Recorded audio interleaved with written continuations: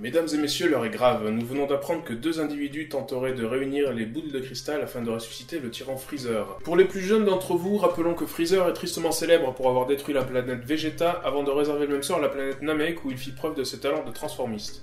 Il y fut laissé pour mort par notre héros, le grand Levaillant Sangoku, mais il est ensuite revenu frais comme un gardon pour tenter de détruire la Terre en compagnie de son père, le roi Cole. Il avait alors été bel et bien tué. Ce qui ne l'a pas empêché de faire un nouveau comeback quelque temps plus tard à la tête d'une armée de cadavres, mais il fut de nouveau vaincu par le Great Saiyaman. Les deux hommes suspectés de tenter cette résurrection sont à présent recherchés par les autorités. Comme vous le savez, la législation s'est récemment durcie concernant l'usage des boules.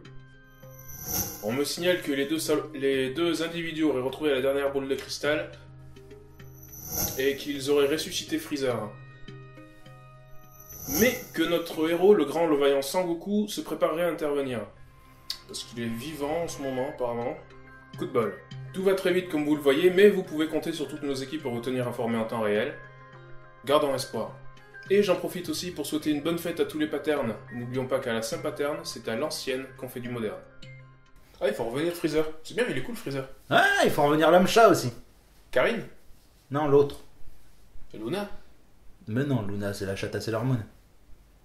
C'est pas ce que je voulais dire. Non, mais le machin, un chat là qui ressemble à un dieu égyptien, biélorusse ou je sais pas quoi, le truc tout violet. Le chat du Cheshire? Mais t'y connais quoi en chat en fait? Rien. Oui, voilà. Chut. Ça recommence. Vous avez vos fiches de personnage? Ok. C'est la finale du tournoi annuel d'arts martiaux. Vous êtes les deux finalistes, vous vous retrouvez dans l'arène. La foule est en délire. Et le prix à gagner, la boule de cristal à 4 étoiles. Ah, Jimmy! Alors moi, je prends mon adversaire très au sérieux. Du coup, je commence par un Kamehameha. J'esquive. Ouais, alors c'est très très juste, hein. Tu brûles la moitié de tes vêtements, mais tu perds pas le point de vue. Je riposte en lui envoyant une boule de feu. T'as combien en mana? Moins 12. Moins 12, ouais, bah échec critique, hein. Tu brasses de l'air, tu tombes à la renverse, et là tu perds un point de vue. Quoi? En même temps, t'as choisi Pilaf. J'ai une proposition à faire à Monsieur Goku. Ouais. Je propose une partie de balle aux prisonniers. Mais si je refuse, je gagne. Ouais, mais comme t'as la caractéristique fair play, on est obligé de voir avec un lancer de dés. Ouais, t'es obligé d'accepter. Yes. Et donc ce combat se transforme en match de balle aux prisonniers, c'est incroyable mesdames et messieurs. Le ring est maintenant divisé en deux parties, et chaque concurrent se rend dans son camp. On va jouer avec ça? Bah, c'est-à-dire qu'on n'avait pas prévu, il y a que ça, quoi, donc...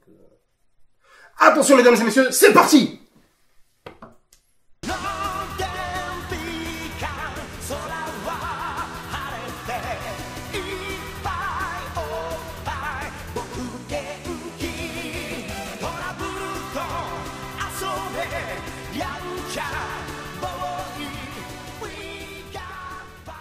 Moi en fait je m'enfuis avec la boule de cristal. J'utilise ma capacité putasse. Grosse putasse, pardon. Tu parviens à sortir de l'arène. J'utilise un de mes robots pour faire des trucs de robots. Ouais, mais tu le sors d'où ton robot? D'une de mes capsules. Je lui cours après. Ok. De robots. Tes robots ont 3 capacités. Tu peux voler, combattre au corps à corps, ou lancer un missile à tête chercheuse. Je m'enfuis en volant. J'appelle mon nuage magique. Ok, tu rattrapes Pilaf. Je lui envoie un missile à tête chercheuse. Le missile est tiré, tu tombes.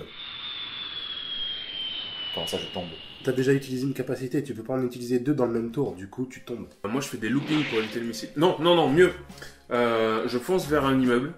J'utilise mon bâton magique pour tourner au dernier moment. Alors, tu es sauvé, le missile explose dans l'immeuble, on parle d'un bilan de 300 morts. Et moi? Et toi, bah tu tombes et tu tombes en ring. Et donc? Et donc c'est une victoire de Sangoku!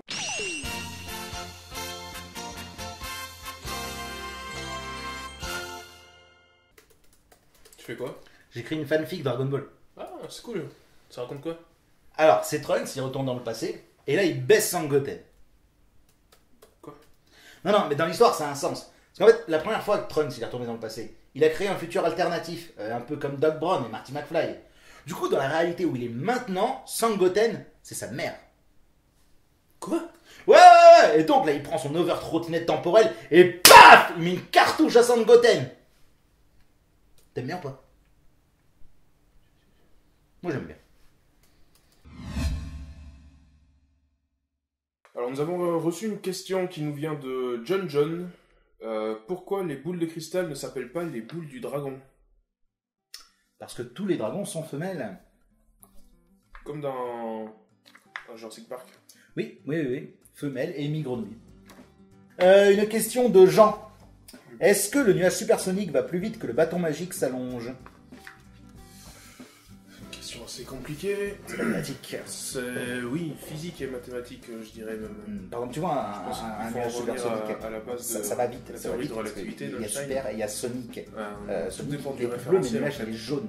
Le bâton, on sait pas, parce que souvent c'est en bâton, noir et par blanc dans le exemple, manga. en étant Et ça va sur le nuage super. magique qui avance. Ça va vite aussi, quoi. Mais c'est une arme Forcément, d'attaque. le bâton magique Le va nuage, aller plus ça a vite. moyen de locomotion, Parce comme la que Locavida, les tout ça. deux vitesses s'additionnent. Je pense que ça a aidé. Une question de je sais pas de qui.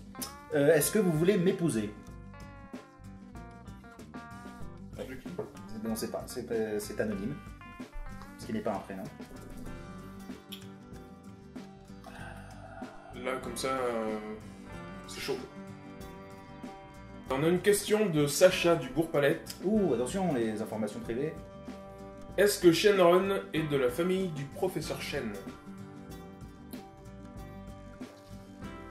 Alors, Ron, c'est un vrai prénom. Shen, c'est un vrai arbre. Ouais. Je pense qu'on devrait demander l'avis des gens qui regardent. Utiliser Twitter, voilà, c'est ça. Utiliser comme hashtag les arbres, c'est beau. Les arbres sont nos amis. Hashtag c'est botanique. Hashtag la vie, La vie, les feuilles. la vie des feuilles. Merci. Une question de Jeanne, beaucoup de A. Les pâtes carbo avec ou sans crème fraîche? C'est comme tu veux. Voilà, non, pas du tout, non. Les pâtes carbonara, c'est avec un jaune d'œuf et il n'y a pas de crème fraîche. Les pâtes avec de la crème fraîche, ça s'appelle les pâtes à la crème fraîche. Non, il y a des règles. Mais si elle a envie de mettre de la crème fraîche, parce que par exemple elle aime bien la crème fraîche, qu'est-ce qu'on Eh fait? ben, elle arrête d'appeler ça des pâtes carbo. Elle appelle ça des pâtes à la crème fraîche ou elle range chez sa mère, hein, puis c'est tout, putain. Une question qui nous vient de John Jones. Shenron, c'est quelle espèce de dragon? Shenron est un dragon tubulaire, comme le montre sa forme. Cela vient de Tubulus dracoris, c'est comme ça que ça se dit en... En vieil hongrois. Ah oui. Le dragon tubulaire vient en deux sous-espèces. Le dragon tubulaire avec pattes et le dragon tubulaire sans pattes. Et il faut surtout pas le confondre avec le dragon, dragon européen. Surtout qu'il existe lui aussi en deux déclinaisons. Le modèle sans pattes, qu'on appelle vouivre, dragon chauve-souris aussi, qu'on appelle bat dragon. Et le modèle toute option, donc avec pattes, lance-flamme, Qu'on n'appelle pas. qu'on n'appelle pas. Enfin, on l'appelle dragon, ou par son prénom s'il en a un. Je crois que ça se prononce comment là, le nom de la rubrique? Candiaise. Ah, comme au pays de Candiaise, y a que les duchesses qui baisent. Alors non.